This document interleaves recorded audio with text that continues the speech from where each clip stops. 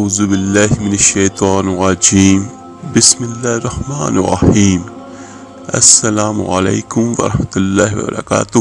میرے عزیز بھائیو بہنوں اور بچوں، اولاد کو ساری دنیا بھی نکما کہہ دے لیکن ماں باپ کے نزدیک ان کی اولاد نکمی نہیں ہوتی۔ اگر بچہ کوئی غلطی کرتا ہے تو باپ ایک جگہ پہ جاتا ہے، دوسری کرتا ہے پھر بھی جاتا ہے، تیسری جگہ پر بھی اس کی جگہ پر اگر معافی مانگنی پڑے تو مانگتا ہے۔ باپ اپنی اولاد کے لیے بہت کچھ کرتا ہے، لیکن جب بہت مجبور ہو جاتا ہے تو ایک وقت آ ہی جاتا ہے جب باپ اخبار میں اشتہار دے دیتا ہے کہ میں نے اسے آگ کر دیا، اب میں اس کے سیاہ سفید کا یا کسی بھی کام کا کوئی ذمہ دار نہیں ہوں۔ تو میرے عزیزوں، آپ کا کیا خیال ہے؟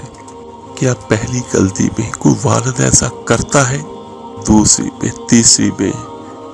میرے عزیزوں، تب کوئی بھی باپ ایسا کام کرتا ہے جب بالکل حد سے گزر جائے۔ اس کی وجہ کس باپ کا دل کرتا ہے وہ بیٹا جس کے لیے اس کی امید ہوتی ہے کہ کل یہ بڑا ہو کر میرے بڑھاپے کا سہارا بنے گا، اور وہ کس دل سے یہ لکھ کر دیتا ہے کہ میرا اپنے بیٹے کے ساتھ کوئی تعلق ہی نہیں ہے۔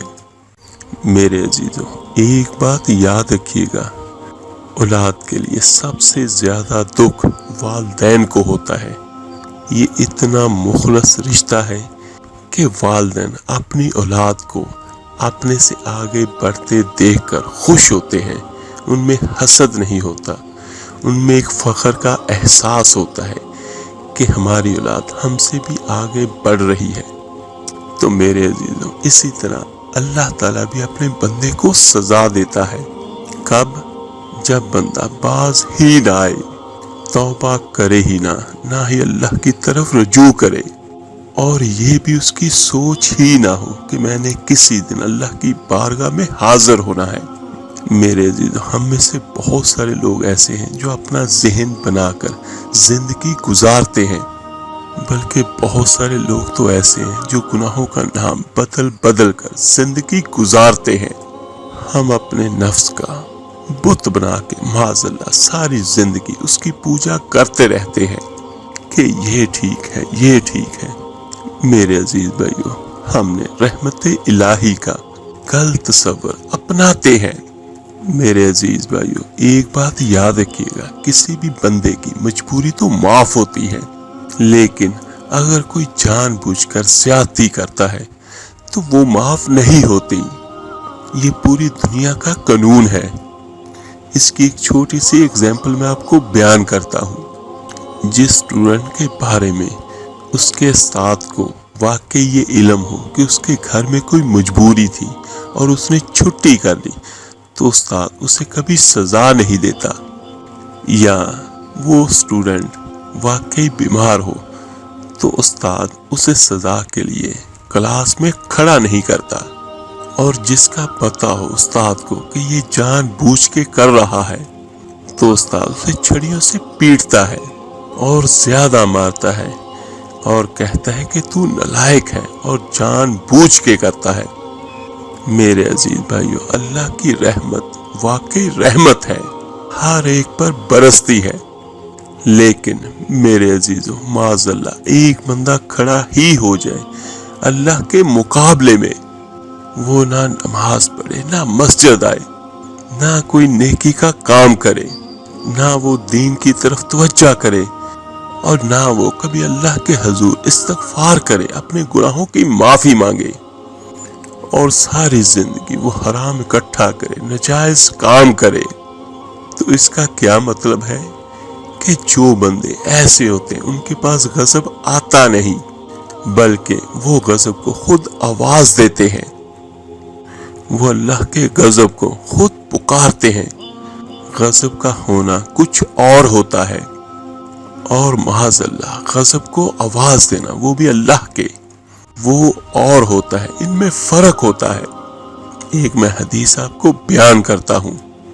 میرے آقا کریم صلی اللہ علیہ وسلم نے اپنی پوری زندگی میں بہت کم لوگوں کو بیوقوف کہا ہے۔ مسند امام احمد بن حنبل کی حدیث ہے، میرے آقا کریم صلی اللہ علیہ وسلم نے فرمایا وہ احمق ہے، بیوقوف ہے۔ یہ میرے آقا کریم فرما رہے ہیں، اور جس طرح میں نے آپ کو پہلے بیان کیا کہ آقا کریم نے یہ لفظ بہت کم استعمال کیا، میرے آقا کریم صلی اللہ علیہ وسلم نے ارشاد فرمایا وہ بندہ، وہ شخص بیوقوف ہے جو سارا دن اللہ کی نافرمانی کرتا ہے اور پھر بھی رب کی رحمت کی امید کرتا ہے۔ وہ بیوقوف ہے کہ صبح سے شام تک وہ لگا ہوا ہے کہ میں نے اللہ کی نہیں مانی، معاذ اللہ میں نہیں مانتا، اور جب شام ہوتی ہے تو کہتا ہے اللہ بڑا مہربان ہے، بخش دے گا، تو وہ تو بیوقوف ہے۔ میرے عزیز بھائیوں، کبھی ہم اپنا احتساب کریں کہ کیا مجبوری تھی ہماری نماز نہ پڑھنے کی، اور کون مجبور کرتا ہے حرام کھانے کو۔ لوگوں کی جو غیبت کرتے ہیں اس کا کیا فائدہ ملتا ہے، اور جو لوگوں کو ہنسانے کے لیے جھوٹی باتیں کہیں، لطیفہ کہا، اس میں کیا نفع ہوتا ہے، اور صبح سے شام تک سارا دن نافرمانی کرتے ہیں اور پھر شام کو کہتے ہیں اللہ معاف کرے گا، اللہ بہت مہربان ہے۔ میرے عزیز بچوں، ایک بات یاد رکھیے گا کہ جس بندے نے حرام کمایا وہ حرام سارے کا سارا وہ خود نہیں کھائے گا، وہ کھائیں گے اس کے گھر والے، اس کے دوست احباب، لیکن قیامت کے دن پھندا صرف اسی شخص کے گلے میں پڑے گا جس نے وہ حرام کمایا۔ دو راستے ہوتے ہیں کمانے کے، ایک حلال ایک حرام۔ اللہ سے دعا کرے، اللہ سے مانگے وہ حلال آپ کو اتنا دے کہ آپ کی نسلوں کو بھی کافی ہو، اور حرام سے اللہ تعالی ہم سب کو بچائے۔ اس کی ایک چھوٹی سی مثال میں آپ کو بیان کرتا ہوں۔ استاد اپنے بچوں پر شفقت کرتا ہے، مہربان ہوتا ہے، لیکن امتحان میں کچھ بچوں کو فیل بھی کرتا ہے۔ اس کی وجہ کیا؟ استاد باپ ہوتا ہے، اس کا دل کبھی بھی یہ نہیں کرتا کہ اس کا شاگرد فیل ہو، اس کی ریپوٹیشن خراب ہو، لیکن وہ کیوں کرتا ہے؟ کیونکہ شاگرد نے زیادتی کی، اس نے پڑھا بالکل بھی نہیں۔ میرے عزیزو، باپ جب آنکھ نمل لکھواتا ہے تو وہ بہت مجبور ہو کر یہ کام کرتا ہے۔ ایک مثال مولانا رومی رحمت اللہ علیہ لکھتے ہیں، کہتے ہیں کہ میرے گاؤں کی ایک بی بی تھی، اس بی بی نے ایک بچڑا پالا ہوا تھا۔ دیہاتوں میں اکثر عورتیں جانور پالتی ہیں اور بڑے پیار سے ان کو کھلاتی ہیں، پلاتی ہیں، اور ان کا نام بھی رکھا ہوتا ہے۔ تو وہ مولانا رومی رحمت اللہ فرماتے ہیں کہ اس بی بی نے، ماں نے بچڑا رکھا ہوا تھا، اماں جب بھی اس کو آواز دیتی تو وہ دوڑا ہوا آتا اور اماں اس کو پیڑا کھلاتی۔ بچڑا بڑا ہی پیارا تھا، جوان ہو گیا۔ اماں اس لیے بچڑا پال رہی تھی کہ جب بچڑا بڑا ہو جائے گا تو ہل کے اندر بچے اسے لگائیں گے کھیتوں کے لیے، اور وہ ہل چلائے گا۔ بچڑا بڑا ہو گیا، اماں کے بیٹے کہنے لگے اماں لا بچڑا اپنا، بڑا کھلا پلا لیا اسے، اب اس سے کوئی کام لیتے ہیں۔ ہل کے آگے جب اسے لگایا تو بچڑا کہتا ہے میں نے تو نہیں چلنا۔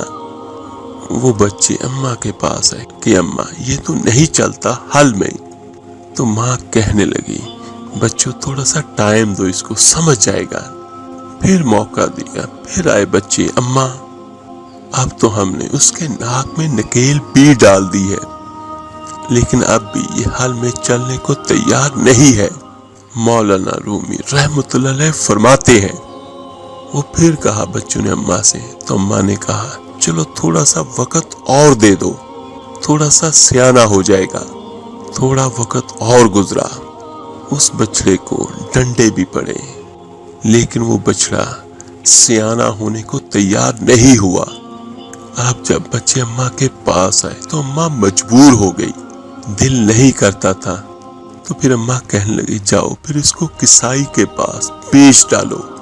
اب وہ بچڑا گھر سے نکلا اور گیا کسائی کے پاس، اسے کاٹا گیا، اس کی کھال اتار لی گئی، اس کے چھوٹے چھوٹے ٹکڑے کر کے کھا گئے لوگ۔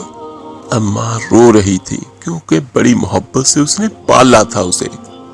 لوگوں نے اماں سے کہا تجھے تو بڑا پیارا تھا، تو نے کیوں اسے کسائی کے ہاتھ بیچ دیا؟ تو اماں کہنے لگی پیارا تو بہت تھا لیکن وہ مانتا نہیں تھا، کاش بات مانتا، جو مقصد تھا اس کا وہ پورا کرتا تو کبھی بھی وہ کاٹا نہیں جاتا۔ تو اسی طرح میرے عزیزوں، اللہ کریم کبھی بھی نہیں چاہتا کہ اس کا بندہ دوزخ میں جائے، کیونکہ اس نے تو ہمیں پیدا کیا ہے، اور سب سے زیادہ پیار انسانوں سے اللہ تعالیٰ کرتا ہے۔ اللہ کی رحمت کبھی بھی یہ نہیں چاہتی کہ اس کے بندے جہنم میں جلیں، پر بندے مانتے ہی نہیں۔ ادھر فجر کی اذان ہوئی اور ادھر ہم سو رہے ہوتے ہیں، اور بہت سارے لوگ ایسے ہیں جنہوں نے ہزاروں باتیں سیکھی، ہزاروں کہانیاں سنائی، لیکن قرآن پاک سیکھا ہی نہیں۔ زندگی کی ہر چلاکی انسانوں نے سیکھی، نہیں سیکھی تو آقا کریم صلی اللہ علیہ وآلہ وسلم کی کوئی حدیث نہیں سیکھی، نہیں سیکھا تو دین کی ضروری باتوں کو نہیں سیکھا۔ اب اللہ کی رحمت تو نہیں چاہتی کہ اس کا بندہ جہنم میں جائے، وہ تو مہربان ہے، کریم ہے، لیکن اللہ کریم کے قانون کا تقاضا یہ ہے جو احکام پورے نہیں کرے گا اسے پھر دوزخ میں ڈالا جائے گا۔ اور میرے عزیزو، اصل بات یہ ہے کہ اللہ تعالیٰ مسلمانوں کو دوزخ میں نہیں ڈالنا چاہتا، لیکن مسلمان اپنی مرضی سے چھلانگیں لگا رہے ہیں۔ اور ایک بات اور میں آپ کو عرض کرتا ہوں، ہمارے بہت سارے گناہ ایسے ہوتے ہیں جن گناہوں کا ہماری دنیا داری کو بھی کوئی فائدہ نہیں ہوتا، تو کیوں نہ ہم ان گناہوں کو چھوڑ دیں تاکہ ہمارے دین کو تو فائدہ ہو۔ میرے آقا کریم صلی اللہ علیہ وآلہ وسلم نے ہم سے فرمایا ہے کہ تیرا رب تو چاہتا ہے بس تو آ جا، تجھ میں رحمتیں نازل کر دے گا۔ میرے عزیزو، اس میں آنا تو شرط ہے۔ اور آخر میں ایک چھوٹی سی بات میں آپ کو بیان کرتا ہوں میرے عزیز بھائیو، اس کو ذہن میں رکھیے گا ہمیشہ، لذت کے لیے کبھی گناہ نہ کیجیے۔ لذت ختم ہو جائے گی لیکن گناہ کبھی ختم نہیں ہوگا۔ اور کبھی مشقت کی وجہ سے نیکی نہ چھوڑیے گا، مشقت یا تکلیف ختم ہو جائے گی اور نیکی ہمیشہ ہمیشہ رہے گی۔ اللہ تعالیٰ سے دعا ہے، اللہ تعالیٰ آپ کو، مجھے، ہم سب کو صحیح معنوں میں اسلام پر اور آقا کریم صلی اللہ علیہ وآلہ وسلم کی سنتوں پر چلنے کی توفیق عطا فرمائے، آمین ثم آمین۔ اس ویڈیو کو لائک اور شیئر ضرور کیجیے گا صدقہ جاریہ سمجھ کر۔ ہو سکتا ہے آپ کے ایک شیئر کرنے سے یہ بات کسی کے دل پر اثر انداز ہو جائے، اس کی اور اس کے ساتھ ہی ہماری بھی نجات کا ذریعہ بن جائے۔ آپ میرے لیے دعا کیجیے گا، میں آپ سب کے لیے ضرور دعا کروں گا۔ تو ملتے ہیں جلدی انشاءاللہ تعالی ایک نئی ویڈیو اور عمل کے ساتھ۔ اپنا بہت بہت خیال رکھیے گا۔ اللہ حافظ۔